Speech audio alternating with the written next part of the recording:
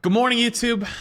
Man, this is going to be a little weird for me. It's going to be different because normally when I talk about topics like this, I'm sitting in the training range, jumping around, having a good time, talking on stream about them.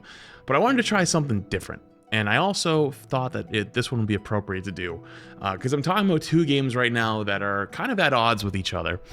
And I didn't want to set the scene in a wrong way by being in the training range of one instead of the other. And right now the feud I'm talking about is between two communities. Worse than Valorant versus CS, worse than Call of Duty versus Battlefield, worse than EA versus customers. And for that I'm talking about Overwatch 2 versus Marvel Rivals. So what's going on with hero shooters? And I want to start with Rivals first, because Rivals was arguably the biggest game. No, I'm going to say the biggest game since Valorant in 2020. Definitely the largest PvP game since 2020, for sure. And I think it's had a bit of a fall from grace, maybe a bit of more than a bit of a fall. It peaked at around 650k players in December, and today its daily peak is somewhere around 90k, which is still very good, by the way, still really good. And this is, I'm speaking for Steam, by the way, so I don't have console numbers, I don't have Epic Games numbers. When we get to Overwatch, we're not going to Battle.net numbers. So everything has to be somewhat in the scope of Steam. However, though, in my experience with working with this stuff in the past, I know that console numbers can differ, but a lot of times it ends up being correlative, where if there's like a 10% drop in Steam, there's somewhat of that much of a drop on the console side as well. So take it with a bit of a grain of salt, but yeah. It's perfectly natural for a game to come to a more natural player base, right? Like somewhere between 90 to 120k daily players is phenomenal, but it is still a massive drop from the cultural phenomenon it was just 6 to 9 months ago. And I'd say the Rivals' dying narrative started somewhere around March, maybe even February, when there was about 100k decline in the average daily players. It was averaging somewhere around like 250k a day, and then it fell down to around somewhere around 140, 130, and then that's when it started to pop up, like all the YouTube thumbnails, all the Reddit posts, the Twitter posts, is Rivals dying? Oh God, is the sky falling? So it's been a long time coming. In some ways, I think that we have to acknowledge that there's some issues. And there's a multitude of issues, with I think the major one being matchmaking, the biggest one of all. So if you hadn't seen recently, there was a video that dropped from Marvel Rivals where I did a react to it. If you haven't seen it, I think it's on my main channel, where basically they came out and said EOMM is not real. So EOMM is engagement-based matchmaking, and there was videos that were flying around for a while that came from this paper that basically said that they make games to make it so that you just play it continuously, not like skill-based matchmaking. Skill-based matchmaking is like if we're both, GM1 players, they'll try to get GM1 players to play versus each other. They'll get like slightly larger discrepancy, like they'll grab like a GM3 or a Celestial 2, and it gets you a game faster, so the faster queue gets you in quicker, so you're more likely to stay on. But basically they just want you to keep playing as opposed to good quality. And so they came out and said that's not true. And EOMM has been the boogeyman of Rivals for quite a while, for the last few months. And I think the response to it is pretty telling, where a lot of people either spamming the "there is no war in bossing say" meme, or a lot of people come out and screaming skill issue. And in a lot of ways, I think there's issues with both of those. That said, I'm not going to get into that, but I do want to say there is still massive issues with matchmaking in Rivals.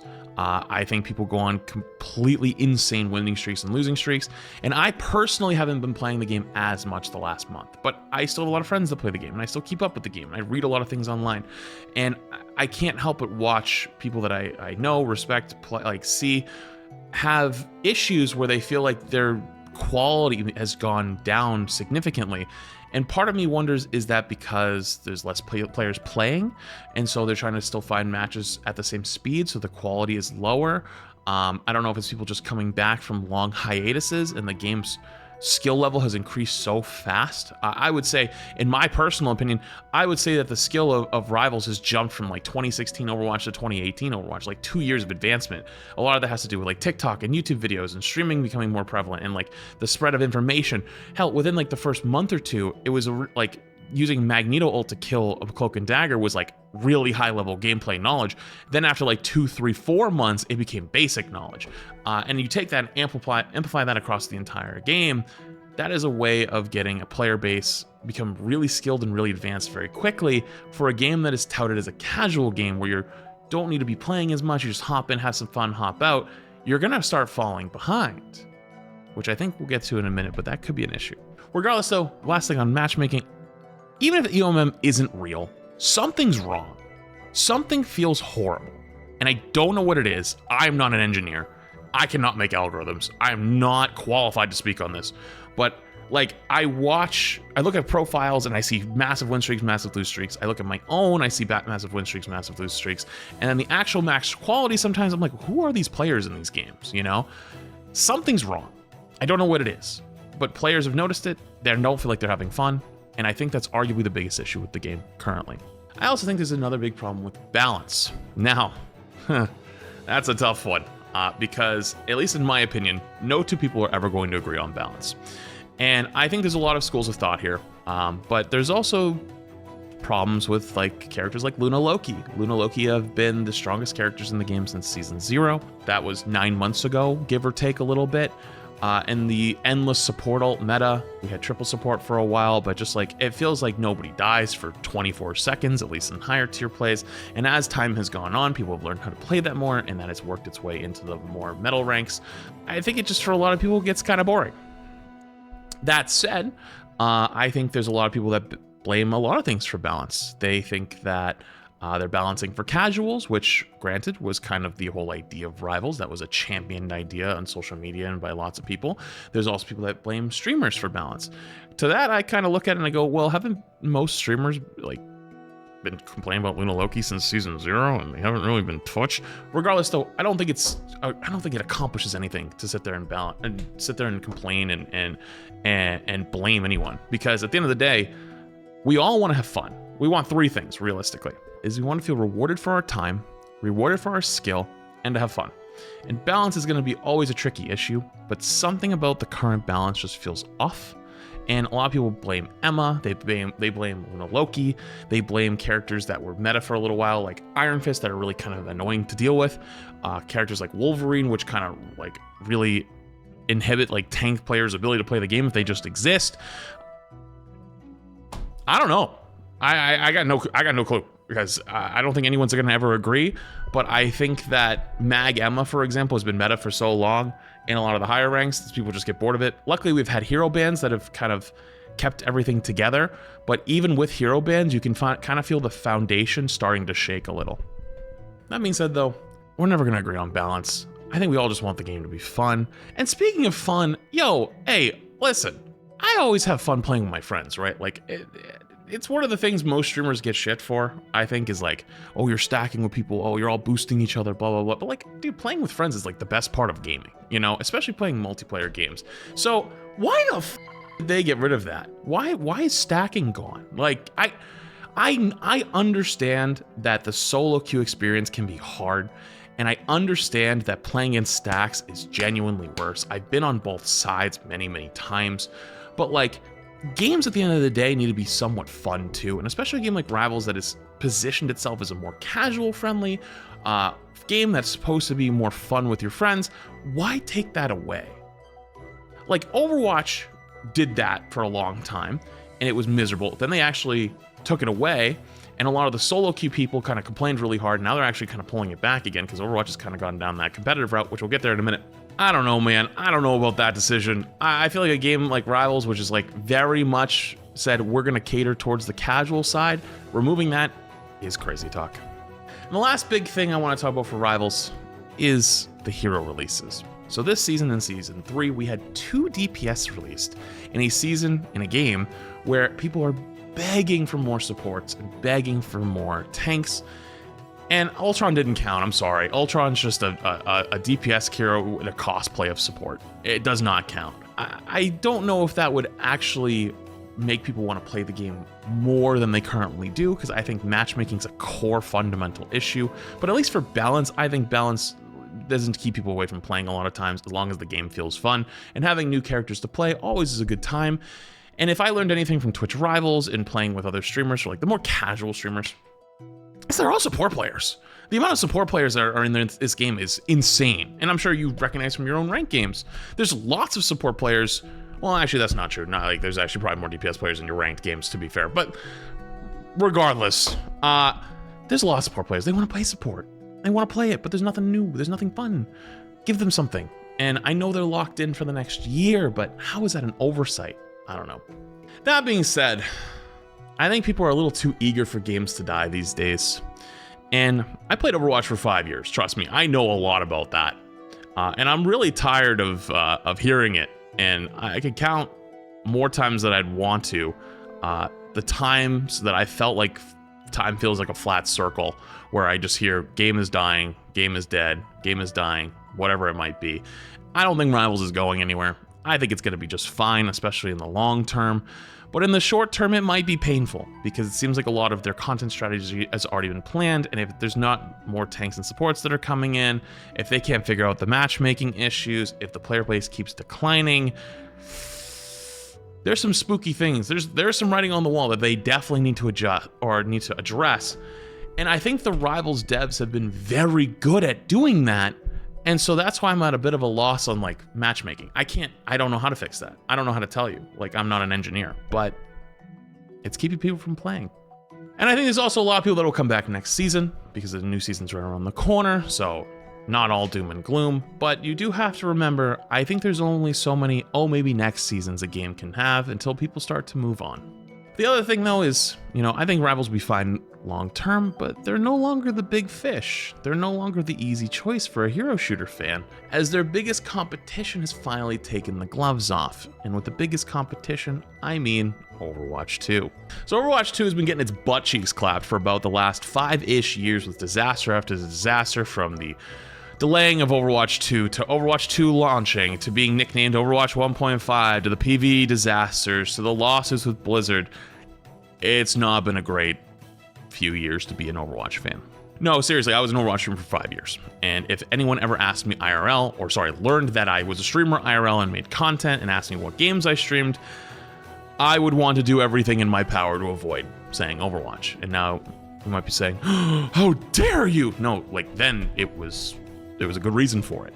And that's because the reactions were always, you're still playing that game? That game is alive? Why not play Fortnite? Why not play Apex? Why not play Valorant? How is that game? I stopped playing after Overwatch 2 released. I stopped playing before Overwatch 2 released. Like, whatever it would be, like, there was almost always really? That's questionable taste kind of reactions.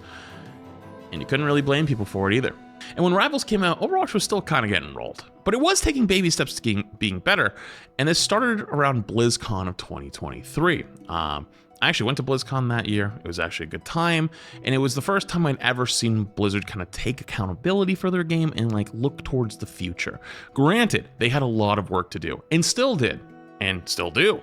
But it was the first time you kind of like saw the gears start turning ever so slowly. And if you know anything about Overwatch or Blizzard stuff, it takes them years to do anything. I don't know what it is. They are the slowest goddamn company with this shit. But it started back then. And then Overwatch finally struck back in February of this year at its Spotlight event, where it showed off its new stadium mode that was coming out in April, as well as the perk system that was introduced for the base game, giving every character a minor perk and a major perk, basically changing the way they play completely from game to game, depending on what you wanted to deal with. So for example, something like Ana, you had 2 perks where your sleep dart, after you slept someone, it would slow them for like 2 or 3 seconds, so it would be easier to deal with characters like Ball. Or you could go with double nade, and basically your nade would bounce. So if you throw your grenade at the ground, the Ana biotic grenade, a second one would come out at half power and bounce. Cool little things that just changed the way the characters played, but also like put the power in your hands from game to game of like, there was one for like Winston where you did more damage to like deployables, like, they have a Torbjorn or a Symmetra. I'm gonna pick Winston and I'm gonna pick that perk and I'm gonna do more damage to their deployables so I can kill them faster. Boom. And you felt like the power was in your hands. And it felt pretty good. Don't get me wrong, it wasn't all balanced. There was definitely some Outlier problems, Tracer maybe being one of them. But it breathed a little bit of life. That said though, game was still getting absolutely shit talked everywhere. As a dead game, Rival's still better. And even worse so, online it was everywhere. Dead game, they're trying everything to bring people back. They even brought back loot boxes. How desperate of them. How dare they bring back loot boxes? Because you're just trying to get those players back from Rivals that you already lost. You had your time, Blizzard. You had your time. You shouldn't have squandered it waiting. And to be honest with you, in some ways, they're kind of right. But what I'll never agree with, though, is not giving someone or giving a game the chance to change. And that's what Overwatch has done slowly but surely. Loot boxes actually being an example of those, which I'll get to in a sec. But before that, Stadium. I want to touch back on Stadium really quick. It's a third-person mode if you haven't seen it. It's almost like a third-person MOBA-like mode where you can build your character with powers, like you change them completely. So for example, Reinhardt has a power where if you fire strike twice in a row, your second one leaves a giant trail of lava. And then you can build into like ability power. So like the lava does more damage and you can get life steal off of it. You can make Diva bomb detonate sooner. You can get a mini Bob for Ashe, so he's like really tiny, but you build it super quick. It's like having a sixth player. They're all really fun, and then you can build all of these builds like with different items, make your abilities stronger, make your guns stronger, make yourself tankier, whatever it might be. And it was like a new way of playing Overwatch. And also it was third person. But no, third person, you're just stealing third person from Rivals. Actually, I asked Aaron, I had an interview with him. I asked, hey, when did you guys start working on Stadium? And apparently they started working on it in August of 2022, before Overwatch 2 even released. I don't know about the third person part, to be fair. But I know that Stadium had been in the works at least for a while. So I thought that was quite funny. Regardless though, the sentiment did exist after Stadium came out. Copycats, how dare you? And here we are today. Current day, we're in season 18, which is the mid-year refresh for Overwatch. Basically, Overwatch does this thing now where every year they'd make a big change to the game. This year it was perks and Stadium. And then mid-season is always like a refresh. It's like a smaller mini version. So they put 60 new perks into the game for characters, added a new support hero, Wu Yang, which by the way, I gotta give credit where credit is due. I don't know why, but the Overwatch supports are just so much cooler than the Rivals ones. Yeah, it's kind of annoying sometimes that they're hybrid DPS in a way, but it's hard to describe. They just flow really well. They feel really good. Wu Yang is no different. He has this really cool ball that you shoot out that like after it travels a certain distance, you can control it and you can basically like 90-degree turn around corners and hit people. Really high skill expression. When he first came out, people were debating whether he was strong or weak. They didn't really make many changes to him. He hit the base game, and now people are like, oh, he's actually pretty good. He's pretty strong. And so I think as people learn how to play him more, it'll even get stronger, and people will understand how to play with the character versus the character more. I think stuff like that is really, really cool, especially in a competitive game. They also dropped a whole new progression system where characters have their unique hero level shown in game. Like your top 3, there's a little card that pops up, as well as you get rewards as you level up the characters. So there's SR, so like your SR is like the old rank system where how good you are in terms of the ladder, like where your character lies, like on certain characters, like, oh, you might be like a 4,500 Reinhardt, or you might be like a 3,200 Cassidy, or whatever it might be. And then as you level up your hero progression, you get unique things like skins, icons, name cards, loot boxes, and that's for every single character in the game, by the way. I don't even know what the top one is. Like, I've seen people that have like 200 or 300. It goes ridiculously high, which by the way, I think it's like 40 hours to get to like level 40 or something like that, or it actually might be even more than that. You're getting rewarded for grinding certain heroes, and then if you play a bunch of different heroes, you get a bunch of different skins, a bunch of different loot boxes. And which, speaking of loot boxes, they're doing a collab with Luka Doncic right now. Basically, the story behind that is, if you don't know, Luka Doncic is like a top 100 Overwatch player, and there's like a clip of him in like Moxie's game forever ago. Anyways, they're doing a collab where you get 77 loot boxes. I think it's 77. I think it's 77 loot boxes because that's his number in the NBA. And it's like, dude, 77 loot boxes for free? Blizzard, are you okay? Bro, hello? You feeling okay? Blizzard giving away 77 loot boxes for free seems sketchy, but that's just the new reality we're in today. I mean, me personally, it's only, what's today? Sunday? The season came out on Tuesday. I have already opened 110 to 114 loot boxes this season, and I haven't even finished my Luka challenge yet. And that's just me from my hero progression plus the loot boxes from just playing the game. And I haven't even played a ton. I've only played like 3 days or 4 days so far, and not even insanely long sessions. So kind of cool to getting rewarded for all that. But I do want to touch on the dark side a little bit of what's going on with Overwatch. Things are really good for Overwatch right now, but it's caused a new movement online, which I would probably name the revenge arc for Overwatch players. So remember earlier how I said Overwatch getting shit on during Rivals release and before February, where they showed their hand, which again, rightfully so, arguably. Let me tell you this. Overwatch players are some of the most spiteful, grudge-holding little bastards you have ever met in any gaming space. They will never forget. They are always ready. And they have finally, like sharks smelling blood in the water, have found their time. I cannot tell you in the last few weeks, months, but especially this week, how many shitting on Rivals and promoting Overwatch tweets, posts, TikToks, whatever it might be, I've seen. And this week, it's finally culminated in arguably their biggest, hardest hitting ability to say something. And that is Overwatch's Steam numbers, at least at this current recording, while I'm looking at it, is at 47,000 players on Steam, with Rivals at 58K. This is Overwatch currently, 47,000, 24-hour peak at 50, with a week peak, or like this month at 58. And here's Rivals sitting over here at 48,000 currently, with a 87,000 peak in the last 24 hours. That's not to say that's not amazing. 87,000 players is still great. For an end of season, by the way, Rivals' end of season is coming up, in the next like 2 weeks is the new season. That being said though, it is widely known and believed that most of Overwatch's PC player base is still on Battle.net. Battle.net is a number we do not have publicly. We used to somewhat have an idea during Blizzard investor calls, but now that they're owned by Microsoft, Overwatch is way too small of an IP in the grand scheme of things to have a section on it. So we'll probably never know again. But regardless, we used to always have like somewhat of an idea. And we know that Battle.net has the majority of players. So I think it is, without a doubt, to be able to say Overwatch has more players currently than Rivals.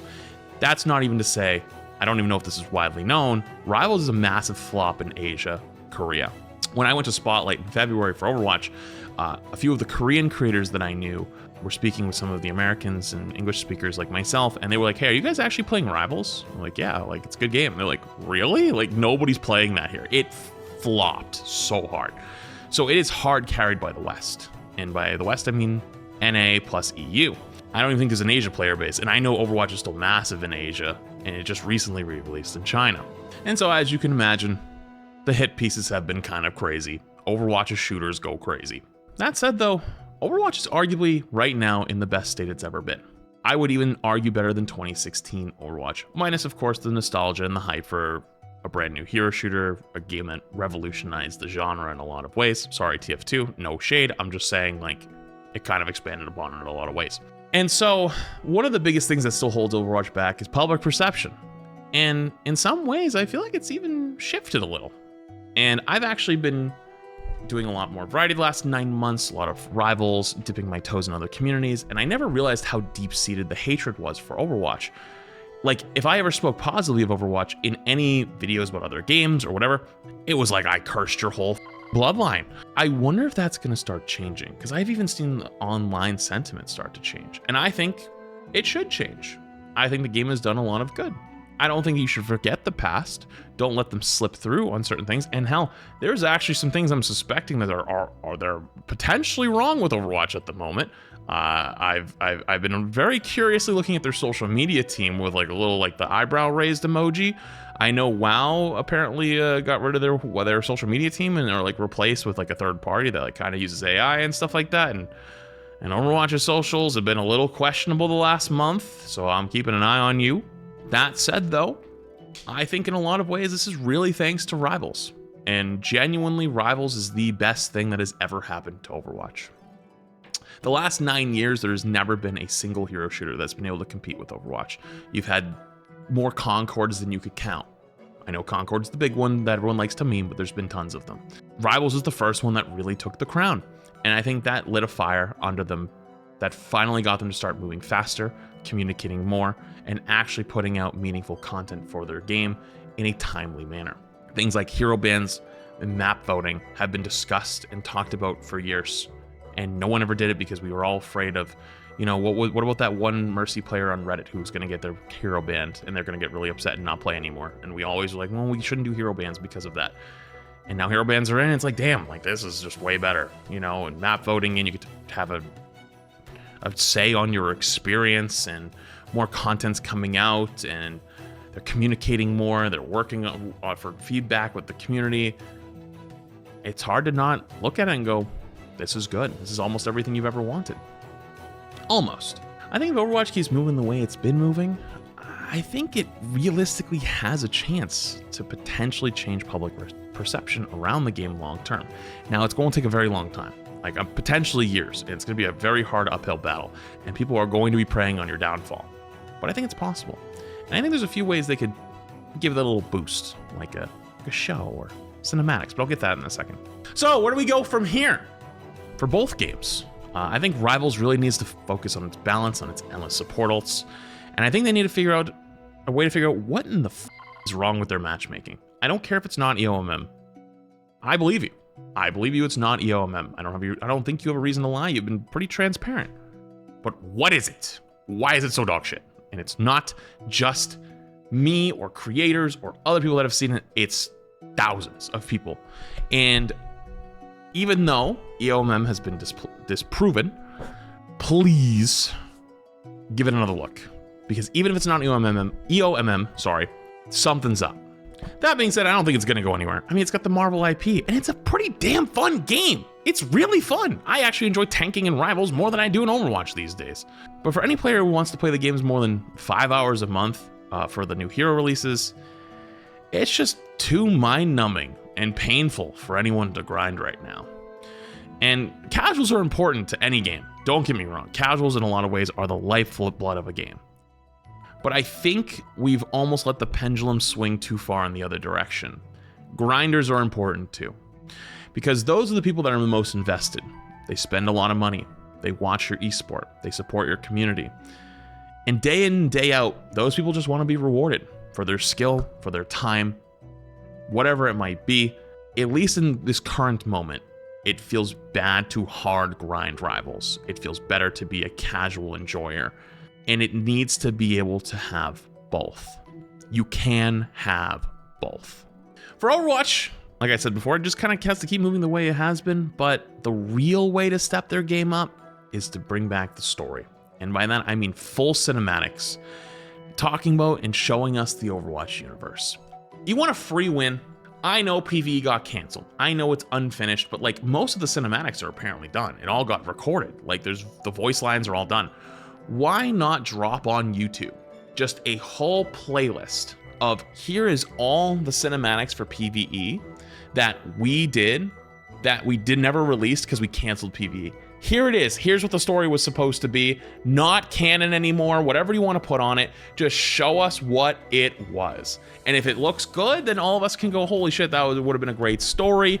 Sucks we didn't get the PvE part of it. But realistically, after the PvE came out, I think we all kind of realized it was kind of dog shit.